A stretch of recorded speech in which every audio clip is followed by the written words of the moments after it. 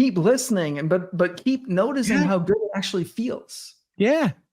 Like rewrite that story that it's like, poor me, I have to work out. Poor me, I have to listen to myself. Poor me, I have to do this work. Like, no.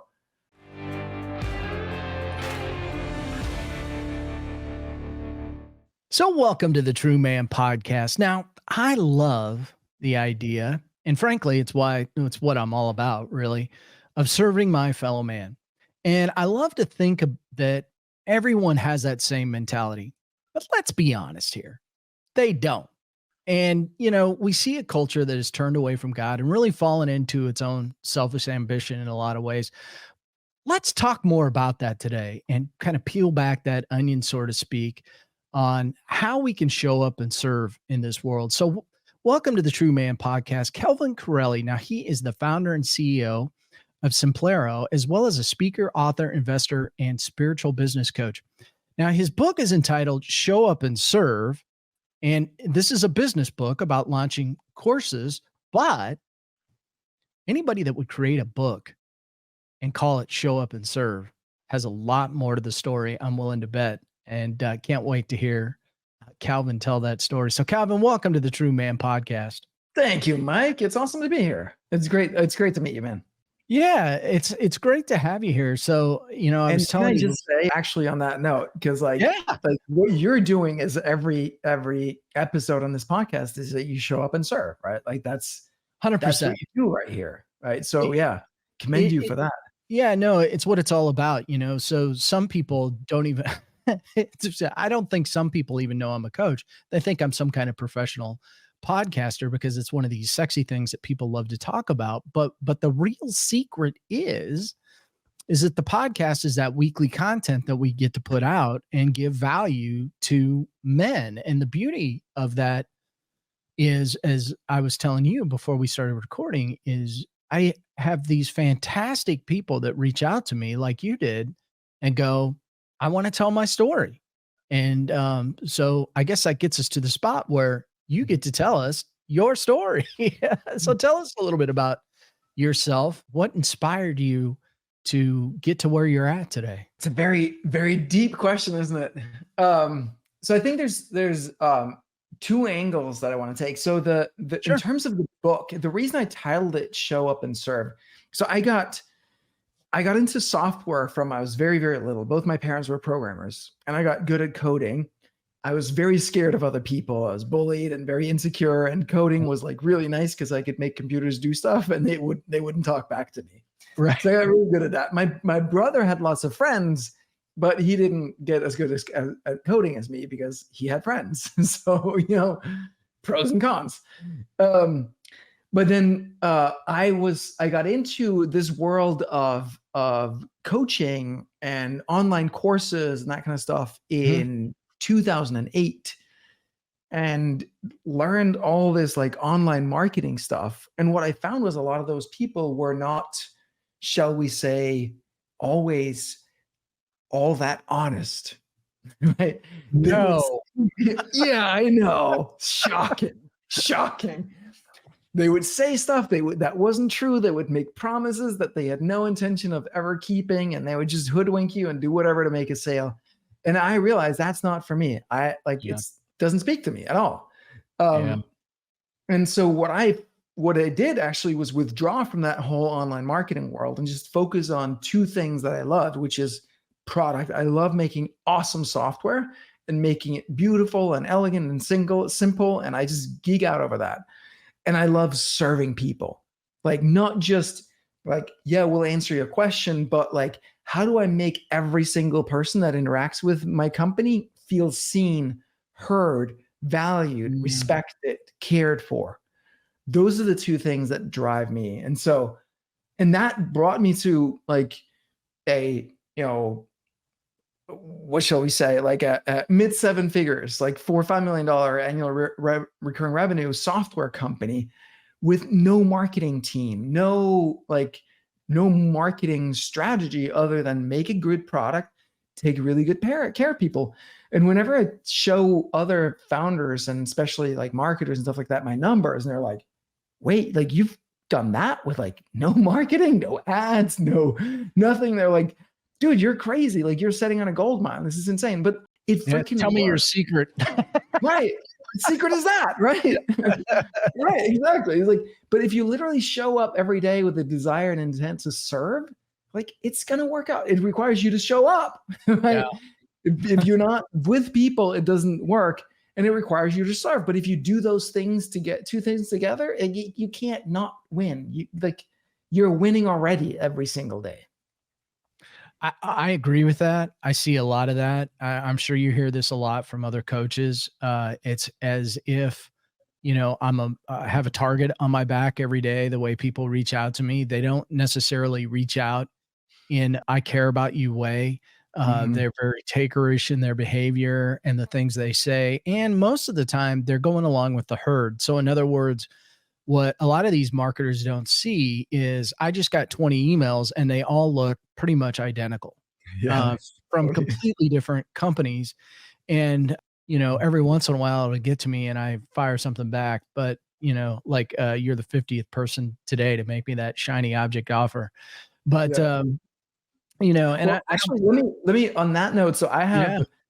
I have a standard reply that I sent back to people. And How did I know? How did I know? yeah, and it goes like this. It goes like this. And I have a macro for this, of course, right? So I say, I understand you're just trying to be helpful and put bread on your table, but I get so many offers just like this, I don't have the time to process them. So even though I'm sure your offer is generous and amazing, I'm going to decline and please take me off your email list. Thank you very much. And I sincerely wish you well in all areas of business and life. I like that. And I get actually like a fair number of people write back and say, hey, you know what? That's the nicest like rejection I've ever received.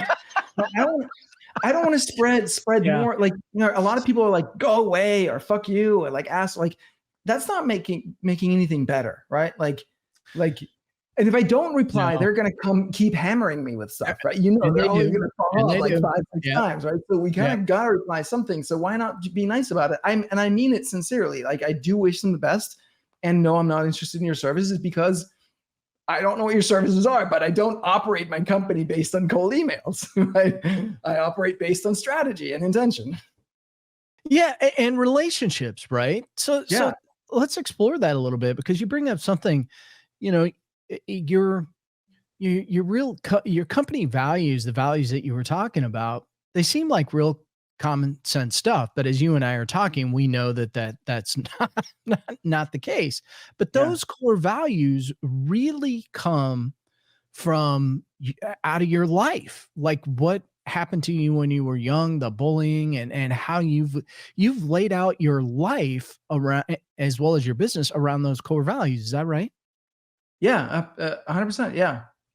And just how I'm wired, right? So it wasn't always necessarily that. And I will tell you this, like oftentimes I will waver too, right? Sometimes it's like I'm sure you experience, I'm not gonna put words in your mouth, but I'm guessing you might have experienced some of the same stuff. Like I had a coaching call this morning with someone, and he was like, like if you look at my website right now for my company, it doesn't express who I am and what I really stand for, because when we were doing this version of the website like almost a year ago now, like I had someone on my team and like things weren't really like growing the way I wanted to, and he was like more of a direct response marketer, and so I let him kind of run with that. So like, sometimes I will wobble and I will like Yeah. oh, I know what I believe, but I don't really believe what I believe. If you know what I mean? Like when it's not working, like oh, maybe I should do like the what the bro marketers do and all that stuff. Like so I wobble, and it's really helpful to have someone who can see you and be like, no, that's not you. That's not what you believe in. Like I know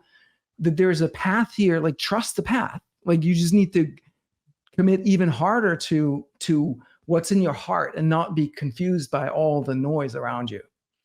Very difficult to do. I definitely hear what you're saying. And the funny thing about it, as a business person in this day and age, where you have to have an online presence, but having an online presence puts you in the position of being in the noise. Mhm. And I don't personally like the noise. I don't like the noise of social media or having to try to figure out all this stuff. Does my message portray everything that I want it to do? Quite honestly, no. And it's something that, I'm constantly kind of trying to tweak. But the hard part for me, number one, I'm not a technical guy, which is problematic. So kudos for you for learning coding at a young age. What a huge advantage. But I know where the hurt and wounded are as it relates to men, and they're out online, because if they weren't, they probably wouldn't be hurt or wounding, because they're searching for something. And so I have to go out where they are, and then I have to figure out how to cut through the noise and the bullshit. Basically, Yeah. there's no other way for me to say it, because I'm looking for a very direct, hurting guy that is going through whatever they're going through in their life, so that we can get to them and potentially offer them coaching help. And with all the noise going on in our world, not just on social media, but with I mean, you can just pick your news, whatever, Oh yeah. or the world of politics. People have a very low tolerance for certain things anymore. Their trust level is down. They don't know who to trust, and their attention span is minuscule. So you have Yeah. seconds to capture their attention, and that makes it all that much more difficult, because I know, as I'm sure you're well aware, there are a lot of men out there that are hurting, and when they're Oh, hurting, they're not who they need to be, for not just for themselves, but for their families. And if you're mhm. not with your family, you're not with your churches, you're not helping your communities. And so you got what you got. I mean, we've got a country right now that looks like crap, in all honesty. Yeah, And and men need to be at the forefront of taking ownership of this. for sure. Yeah. But anyway, I'm gonna end that, because this is I want this to be about you, so you can. Yeah. So Yeah. on that note, like that's what's so beautiful about podcasting, right? Because then you actually get a chance to spend a little bit more time, and you don't have to like have like this well-crafted thing like you do when it's your homepage or an ad or something like Yeah. that. You can put like you just let it unfold naturally, and the people who Yeah. listen to the conversation, they get a feel for it, right? So I love the medium so much. I think it might be interesting to share a little bit about my journey as a man. Yeah, do, please. Yes. I was like, I s- um, I had a big wake up call. This was end of 17. So what does that make it, like 7 years ago Yeah. now? I think so, Mhm. yeah. Where my marriage was on like hanging in a thin thread. It was like on the verge of collapsing. My wife and I went to work with one of our mentors, and he was like, all right, guys, like this is not good. Calvin, you're like 20% masculine and 80% feminine. And no, me and my wife, you're the opposite. You're masculine, super strong, your feminine is very weak, right? We Yeah. got to flip that around, or this is not going to work. And I argued with him like, I'm very masculine. No, I wasn't. But I thought I was, right? Because one of the things is like there's healthy masculine and then there's typical masculine, right? You look Yep. around Yep. society, like how many masculine men do you see? Not very many. Right? Yeah. So so it made me reflect on it. So for me, as a kid, I was scared of my dad. My dad had a temper. He would spank me. He would be everybody's scared of my dad. And so unconsciously, at some point, I decided I don't want to be like him. Yeah. And that shut down sort of my masculine growth. So my masculine side was still stuck at like a 5, 8-year-old ish. And then my mom was the one that like she would nurture me, and like Mhm. she I felt safe with her. And so I you know, started imitating her more. All this Sure. unconscious, of course, right? To the extent that my first marriage, I was playing the role of my mom, and I was projecting my dad onto my wife. Sure. Not a good recipe. Um, and but it marks like a defining moment for me of realizing, oh crap, this is what's wrong. And up until that moment, I was constantly searching, right? I was searching in alcohol. Like I was super interested. I never did, but I was very interested in like ayahuasca and like all that kind of journeying.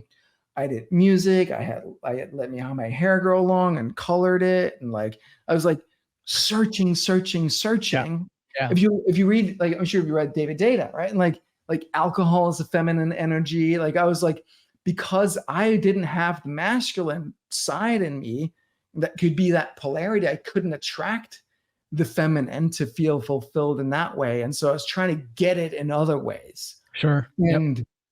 And I didn't, like, all of these things I didn't recognize until after, but it was a journey. Like, working out was huge for me in that. Like, I committed to working out 8 hours a week, which to me was like insane. When he suggested that, I was like, dude, if I work out 3 times a week for like an hour each, like, I'm good. But he's like, well, like, you really want to do this? He's a former karate champion too. So, but he was like 8 hours. So I did that. And it was life-changing. So many things followed from that change. It wasn't that alone, but just that alone did a ton. And I think, what, for example? Well, I just started feeling good in my body. Yeah. Right. No, but that's huge, because up until then, I was constipated. I couldn't poop. The moment I had a drink of alcohol, I needed to go use the bathroom. I was constantly longing for when I could drink the next time. I wasn't like a day drinker or anything, but I would drink like 3-4 nights a week. Yeah. And I was constantly looking forward to the next time I could drink because I felt like crap. And what happened just a few months into the workouts, I started to feel good. And I noticed that when I drank alcohol, I would feel less good. Not just the day after, but literally like 2 sips into it, I'd be like, I'm feeling less good than I did right before I started drinking. And then I was like, why would I keep doing this? And then pretty soon after, I quit drinking completely. Well, like a year after the whole thing, then I was like, okay, I'm done with this thing, like, quit drinking. And because I started feeling better in my body, I started craving healthier foods. And so just like this cascading effect of changes. It was also like the discipline part. I did it. So I was like, if he says 8 hours, I'm going to do fucking 8 hours, but I'm a math guy, right? I'm a programmer. So I did a spreadsheet, and then I tracked by the minute how much I exercised every day. And if I got behind one week, I would have to make it up the next week, right? Or I could work ahead. So if I'm traveling, I know, because if I'm traveling or I'm sick or whatever, no fucking excuses. Do the 8 hours a week consistently. And I did that, and I tracked it for a year and a half. And it was remarkable. So like the discipline of it. The other thing I did was, before that, whenever I trained, I hated it. And then I'd hire a personal trainer. And then I would project my daddy issues onto my trainer and be like, oh, you make me do this. And I hate, it was playful, but it was still, sincere in some way, right? So I made a rule for myself: no trainer. I have to make this fun. And I'm going to, in my mind, I'm going to take my little boy, the inner boy that lives inside here, and that was like 5, 7, or 8 years old. I'm going to take him by the hand, and I'm going to say, hey, we're doing this together for us. We're going to make it fun. And then he was with me while I was training. And yeah, that together was it was huge for me. Now, this is interesting. I've done a little shadow work myself. And so, commonly we might say, that was your shadow, and you figured out a way to use your shadow as a strength rather than have it hold you back as a weakness. Is that? Yeah. And I think the whole journey is, heal the boy and the man appears. Right. Oh, yeah. Yeah. Yeah. We get stunted in our development because the boy is hurting, and there wasn't any adult around at the time that could give us the healing and the support and the caring and the love and the challenge that we needed at that time. Right. Our real dad was never probably like a healthy masculine man. So he couldn't. Our real mom was probably not a healthy feminine woman. I don't know. For some of us they were, but for a lot of us they weren't, through no fault of theirs, right? So it's up to us now as adults to reparent ourselves, to give us that love, that caring, that challenge, that all those things that the healthy father could have done back then, but wasn't there to do. And yeah, so that's the journey to me. And that's a journey of a lot of men. You know, Mhm. we go through these things that we go through when we're young. We go through these traumas, and then we got to figure out, well, as you said, how do I parent myself and be be the man that I want to be, so to Yeah. speak. And so you've gone through this kind of metamorphosis, this transition, so to speak. How does it feel to like look back on it now and reflect and go, wow, assume you feel like the man that you want to be at this stage of the game. I mean, we're all a work in progress. I get that. I Right. get Yeah, that. yeah. I get that. Yeah. But I mean, you know, how does it feel to kind of kick that door down, so to speak, and get to this point where you've healed from some things and you can tell that story? Yeah, I mean, it feels amazing. Like, it's like coming home, right? Like, there's no longer that incessant search for something that's missing and I don't know what it is, right? Like, Yeah. there's a coming home to being me and being proud and confident in who I am, finding my voice, my power, my strength, my heart. Yeah. And that's beautifully said. If what encouragement would you give a man who may be listening to this podcast right now? What encouragement would you give them to say, hey, listen, I know it's going to be hard to go look yourself in the mirror right now, but you probably better go look in yourself in the mirror and do the hard work. I would reframe it and say, like, so with the working out, my mentor, he said, when I was like, well, it's hard, he said, it's Right. hard, but it feels good. It's hard, but it feels good. That was a major reframe in my mind Yeah. because I realized, oh my God, it does feel fucking good, right? You lift the weights and yeah, it's hard. You do the workout, you do the Yep. cardio, whatever you do, and it's hard, but man, it feels good. And you know what? It feels good right away. Yeah. Feels It's good true. right away. And it's the same thing here.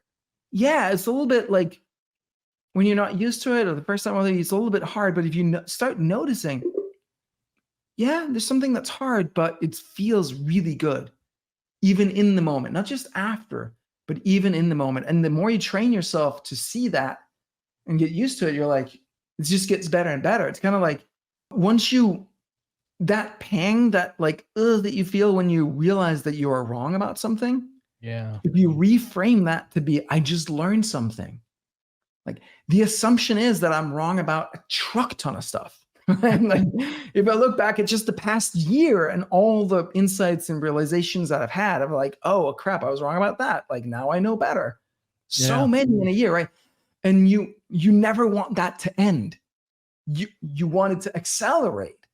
So Yeah. the So sooner how you have you start developed that loving the voice? feeling, How have you developed that voice inside of you to listen to that voice? Because that takes practice. I know. I can I know it does.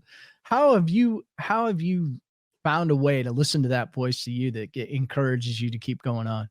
I don't know if I have a trick there other than like keep listening and but keep noticing Yeah. how good it actually feels. Yeah.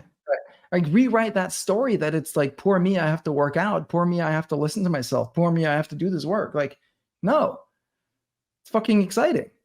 It's amazing. It feels so good. I don't know that if somebody asked me that question, I have an answer either. Yeah. No, but to that point, I think the beauty of it really is that, you know, when you cross this threshold of, you know, you've worked through some of those challenges and you kind of step through to some degree of freedom. So you stop asking your question, the question of, is there more to life? Well, of course there's more to life, right? And you kind of walk through that. And what I've found, and it's why, you know, I'm here doing this podcast is now that I've kind of moved through some things, it's all about serving others Mhm. and helping them. And some periodically, knowing that there aren't a whole lot of shortcuts in life, I'll say something like, you know, I want to help guys take that shortcut if I can, which is really offering, you know, the wisdom of, well, here's here's what I walk through. If I can Mhm. do it, anybody can do it, right? Yeah. And it is a shortcut in the sense that like I'm sure that bumbled around and you tried to like a bunch of different things and you found like, well, this stuff actually works and this one like doesn't do anything. And like, whatnot. That's the shortcut. It's like, you can't shorten, like you have to go through the process to do the thing, but you can give people the process versus like all the other stuff that we bumble. Like maybe the alcohol is not going to do it. Maybe the porn is not going to do it. Maybe like, you know, all the things that we do when we're barking up the wrong tree. Well, yeah, we do those things, right, to mask our identity in the moment, which may not be our true identity. And you know, when you're talking about alcohol or drugs, you're really masking this pain. So you become something you're really not. Right. And you know, that is not a good thing. In fact, you took identity to a whole other level, as I read on your website. You actually had a name change. Talk about that, because that is a piece of identities. Maybe we should talk about that story. It is, I think, and I think there's power there. Yeah. So I mean, the story is that I was born. The name my parents gave me was Lars Pint. Lars Pint is how we'd say it. I'm from Denmark, and moved to the States in '99. And like, it was a complicated name to have. Like nobody knows how to pronounce it or spell it or anything like that. You ain't from and here, are you? I know. And nobody, like, I never liked it either. Like, it just never resonated with me. And so from I was a kid, I remember as a kid, I was like, didn't feel right. And then I met a bunch of people, including my wife now, who were into numerology. And I was like, sure, like, what's this thing? Let's try it. Yeah. And I remember the moment the guy that I sat down, my numerologist, he sat down and he gave me the numbers and explained like, here's your current name and how that makes you feel and how your life is. And I was like, that sounds terrible. That sounds exactly like the life I'm living.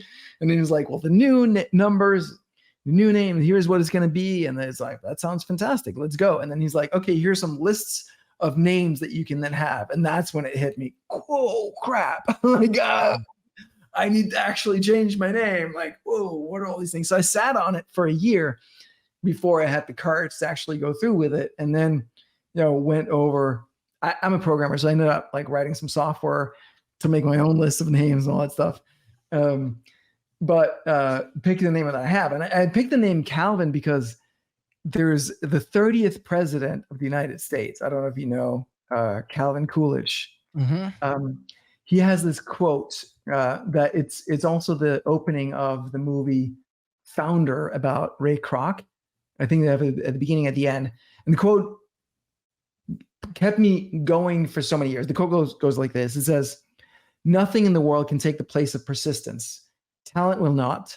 Nothing is more common than unsuccessful men with talent. Genius will not. Unrewarded genius is almost a proverb. Education will not. The world is full of educated derelicts. Persistence and determination alone are omnipotent. And I'd read that quote again and again and again. And I was like, you know that feeling like, will I ever make it? Will this ever work? Like, will I ever get out of this place? Is anything ever going to change? Like, I was in that place for a long time. And I kept reading this quote. I'm like, all right, I'll just keep fucking going. If it's good enough for the president of the United States, it's good enough for me. And so when I saw the name Calvin on one of the lists I'd made, I was like, that's fucking it. I'm doing it. I did read that story before we recorded the podcast. I was like, wow, that is incredible. I mean, first of all, that quote is definitely probably one of Calvin Coolidge's, it's a piece of his legacy, right? Mm-hmm. And I think that speaks into so many men about, this perseverance that is required in our life to just keep trudging forward and keep going. Yeah. And I love him how it's like, do I have the talents? Do I have the genius? Do I have the education? Fuck that. None of that matters. Right? Keep going. You have what it takes. Yeah. And I think, from a literal standpoint, you don't need that stuff. No. You really don't need that. And I think that is the challenge that gets put out there for a lot of men, that, well, I'm not a doctor. I'm not an attorney. I'm not a, Right. that's crap, man. And I would say it this way: you are talented.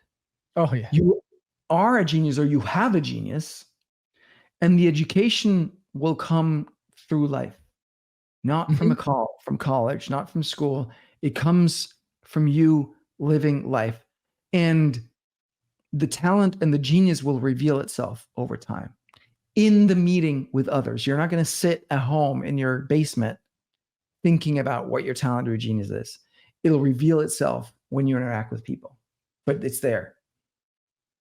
How have you been able to transition all of that to live this life of service that you're in now, and be able to connect with others and help them and help make an impact on the world around you? Well, the short answer, by keeping going, right? Like, I started the software company, and many times I was like, I don't know, like I was on the brink of giving up. I was suicidal. It's one, like, not seriously suicidal, but like those, like, maybe I should jump out that balcony, because I like, when you're in that place of like, I can't see a way out of this. Like, it sucks. I feel miserable. I feel unworthy. I feel like Yeah. shit. Like, I haven't achieved anything. But one of the things that kept me going was service. I had people using my software, and it was their livelihoods, it was their families' livelihoods. And they would write me emails and say, hey, how do I do this? Or would you like, it would really be awesome if you could make it do that. And that forced me to show up for other people that were depending on me. And that's literally what kept me going. And I'm so grateful to these people. But it is like, you keep doing it, you keep doing the work. I was actually this weekend, this past week, I've been going back to, I'm sure you're familiar with Robert Bly's book, Iron John. Yeah. Mhm. It's on my bookshelf behind me. For those on the video, it is on there somewhere. Nice. Dude, like, because that access to the wild man inside, that we are connected with him, is such a crucial aspect. So for those that haven't read it, like, super briefly, right? The story is like, there's a prince that comes to this little town and asks the king, Mhm. like, what is the most difficult, dangerous situation you have? And he's Okay. like, well, there's this, there you go. I'm holding it up for the people on video. Yes. Iron John. Yeah. He's like, there's this lake, and whenever anyone goes near that lake, they never come back. And he's like, all right, let's go. And so he goes out there with his dog, and then like this monster comes out of this swamp, lake, whatever, and like grabs the dog and eats it, and the dog is gone. And the prince is like, that's my fucking challenge. So he goes out with a bunch of other people, and they took some buckets or whatever. Then they emptied the whole lake, and they found at the bottom this like hairy monster, like which is, I think, the wild man, right? And they take him back and they put him in a jail cell. Then the king's son one day is playing with his ball outside of the cage, and the ball rolls into the cage with the wild man. And the son is like, hey, can I have my ball back? And he says, yeah, but only if you let me out of the cage. And he's like, oh shit. So he runs away scared. Comes back some years later, like, can I have my ball back? Like, well, if you let me out. And then like finally at some point, he's like mid-30s, right? Midlife crisis. He's got the house and the wife and the kids and the car and like the dog and all that stuff. And like he's settling, like he's like, can I have my ball back? The ball being our spontaneity, our playfulness, our drive, to some extent. And then he's like, well, if you let me out. Well, he's like, okay, where's the key? It's under your mom's pillow, right? Under the queen's pillow. And so it's like, we as men have to take our wild man back. We have to let him out of the cage. We don't have to become the wild man, the hairy monster, but we have to have him out of the cage, that we can interact with him. But the key is under our mom's pillow. We can't ask our mom for the key, right? Our mom will never make us the man. We Right. have to steal the fucking key and become the man. And I think one of the patterns that I've done, and that I think a lot of guys do, is we never fully heal this. Like we still have that attachment. Like we never got that quite the love that we wanted from our dads. We never quite got the love that we wanted from our moms. And now we go project that onto the women that we get with, right? Right. And we Yeah. want them to mother us, which is not a good recipe. No. And then we want them to give us the key, to give us permission to be the man that we're here to be. It's not going to work. It doesn't work that way. We have to take that. We have to own it in ourselves. And they're not going to give it willingly. We take it. It's not a fight, right? It's not like that, like, oh, we're going to be wild men and club the women. That's not what I'm saying, right? But it's so that we can become the man that can be the man for our women. Yeah, it's such a great story about the key, and there's so much value in that. I mean, ultimately, we're in charge of our heart. We're in charge of our heart, and we have to take control of that. And the key to your heart is not who you're in love with, your spouse or what. It's you, right? Mhm. You're not going to love your wife or your children or maybe even your God if you can't get into your heart. And so I commonly say I help guys get out of their head and into their heart because that's where the key is in my mind. That's where the key to unlocking everything begins. And that's going to require you to go, well, what do I need to do today to get my ball back so that I can be the best for everybody around me? That's how I look at that. Balls plural, maybe, right? Yeah, Like balls plural. Yeah, where can I get my balls back? Yeah, okay. right. And it's like everything in society is set up to get us to keep that cage locked. Yes. Right? Like in schools, they're like, oh, he has ADHD. No, he's a fucking boy. Right? Yeah, I would say the Drug him up. the training that we get is to keep us caged up. Now, interestingly enough, I mean, I always go back to, like what's in my DNA, when you go all the way back to the book of Genesis, Adam was created in a garden, Adam was created to take care of a garden outside in the, in the elements, take care of this garden, farm, take care of this garden. Right. And so why prior to the podcast, I was telling you, I'm like, at the time we're recording this, it's a beautiful spring day here in Atlanta, and I want to go out and be my inner boy. I really want to go out and be now I can't do it. My schedule does not dictate that right now, but it's one of those sunny spring days here in Atlanta, Georgia. And Mike wants to go out and be his inner boy. And, now I can't do it today because of my schedule. However, I do think it's important that we explore that life of adventure that we sometimes feel like as men, we have to leave behind because we're not a kid anymore. No, that's not good thinking, man. You need that life of adventure and you need to go out and explore that or your head will pop off. I think, you'll explode.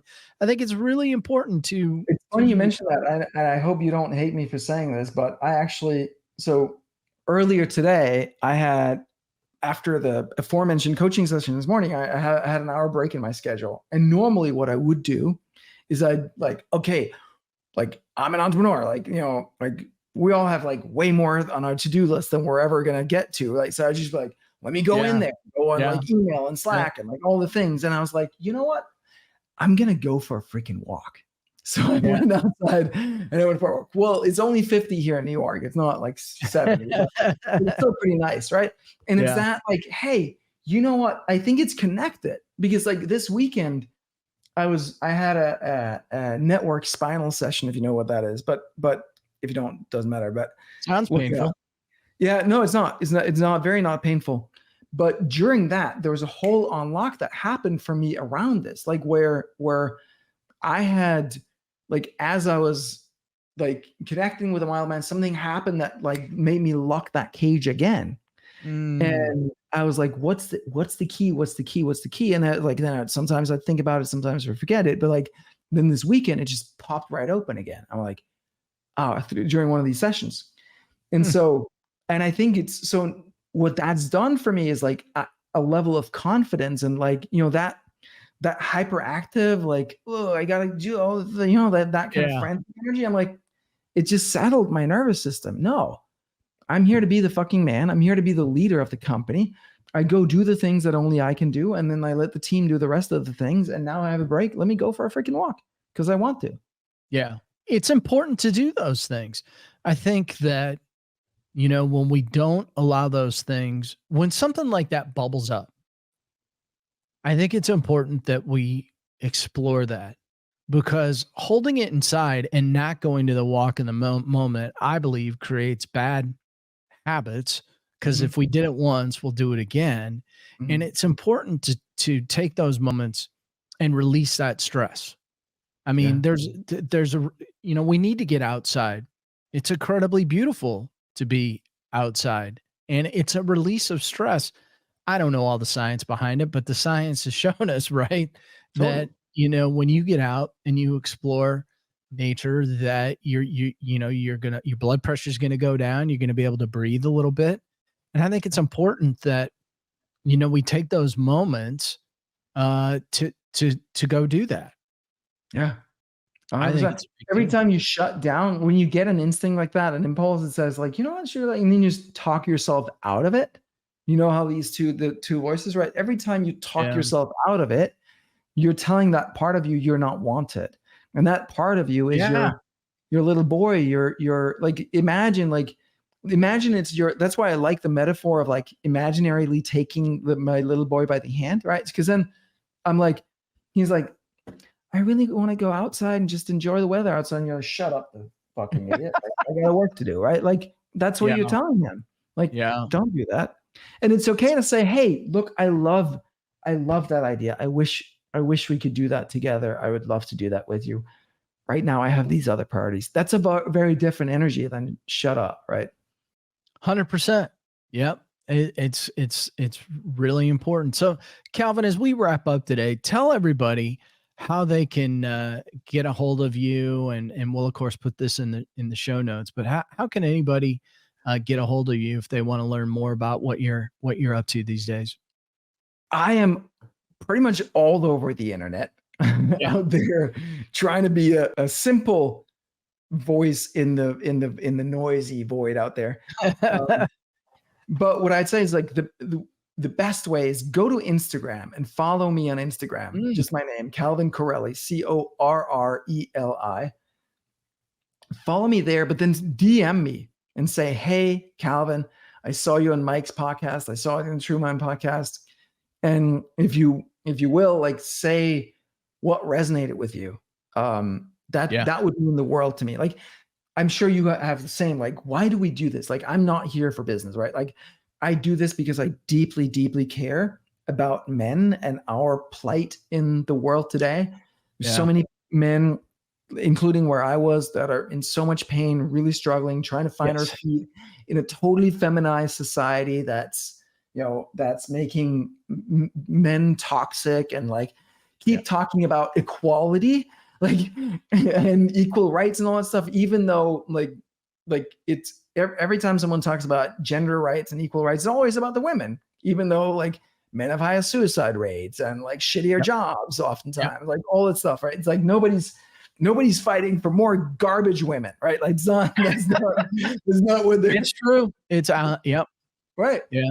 So I have so much um empathy for us men, and we need to support each other in healthy ways. And so yeah, and the best this is what I'm getting at is like hearing from other people, hey, you know what, like this really spoke to me, like this moved Mhm. me, this did something for me, like that's the ultimate reward for coming on here and being vulnerable. So that's the biggest gift. Yeah, I'm glad you said that, Calvin. It means a lot to me when I hear from people, and it could be nothing more than a pat on the back, but thanks for fighting the good fight. And it really truly is inspiring for me to get those comments, and it's what keeps me going, because it's not an easy thing to be a part of. I'm sometimes attacked for supporting men, which just seems like pure silliness to me. But if you want to be that moron, you have that right, and that's the beauty of this country. So if you want to call me out, feel free to call me out. But just know that you're a moron. So that's just my 2 cents. But anyway, Calvin, thank you so much for being on the podcast. I enjoyed our conversation today. My pleasure, Mike. Really appreciate you for doing the work that you're doing here for guys out there. We need you. We need your voice. I appreciate you doing it, man. And Thanks, for all Calvin. the people listening and like being you're part of this journey as well, right? We as men need to come together, figure out what it means to be healthy, mature adult males, because that is what the world needs now more than anything. We need a new crop of guys to show up and be leaders, and men like you who are willing to get to know themselves and do that quote unquote inner work so that they can do really powerful work in the world. Amen to that. Thanks for putting a stamp on that, Calvin. Appreciate it. Yeah. Thanks for being on. My pleasure.